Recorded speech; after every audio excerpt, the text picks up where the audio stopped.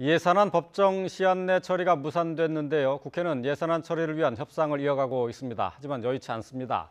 공무원 일자리 증원과 일자리 안정자금 등을 놓고 3당 원내대표가 머리를 맞대고 있지만 쉽지 않아 보입니다. 취재기자 연결합니다. 박광열 기자.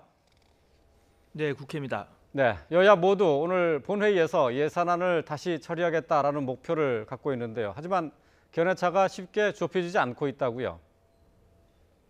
네, 그렇습니다. 교섭단체 3당 원내대표와 김동연 경제부총리 등 정부 관계자는 오전 10시 반쯤부터 논의를 재개했는데요. 귤과 초콜릿 같은 간식거리를 주고받으면서 서로 미소를 띠는 모습을 보였지만 이견만큼은 여전합니다. 앞서 오전에는 더불어민주당 우원식 원내대표와 국민의당 김동철 원내대표가 40분 정도 만나기도 했는데요. 이 자리에서 평소 국민의당이 강조해온 개헌과 선거구제 개편 등에 대한 언급도 있었던 것으로 알려졌습니다. 이번 예산안 협조와 직접 연계하지는 않더라도 두 당의 공감대 형성에 영향을 줄 가능성이 제기되고 있는데요. 이에 대해 자유한국당 정우택 원내대표는 예산안과 함께 선거구제를 논의한다는 것 자체를 이해하지 못하겠다며 불쾌한 심기를 드러냈습니다. 네, 예산안 쟁점을 다시 한번 정리해보죠. 가장 문제가 되는 부분이 공무원 증원 그리고 또 최저임금 상승에 따른 재정 지원안이 되죠. 네, 그렇습니다. 먼저 공무원 증원수가 말씀하신 것처럼 제일 큰 쟁점인데요.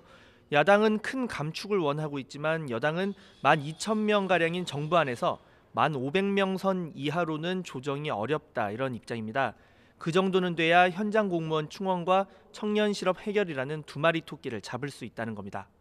재정 부담을 이유로 드는 야당 반발에 여당이 어느 정도 선까지 여지를 둘지 고민이 이어지고 있는 그런 상황입니다.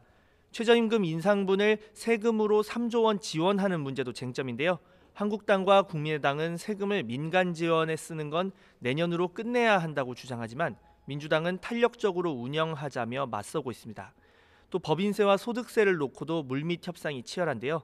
초거대 기업, 초고소득자에 대한 증세로 조세 정상화를 이뤄야 한다는 여당과 부자 대기업에 대한 지나친 증세는 경제 성장에 악영향을 준다는 야당 입장이 팽팽합니다. 여당은 소득세는 야당 주장대로 또 법인세는 정부안으로 가자는 카드를 제시하기도 했지만 받아들여질지는 미지수입니다.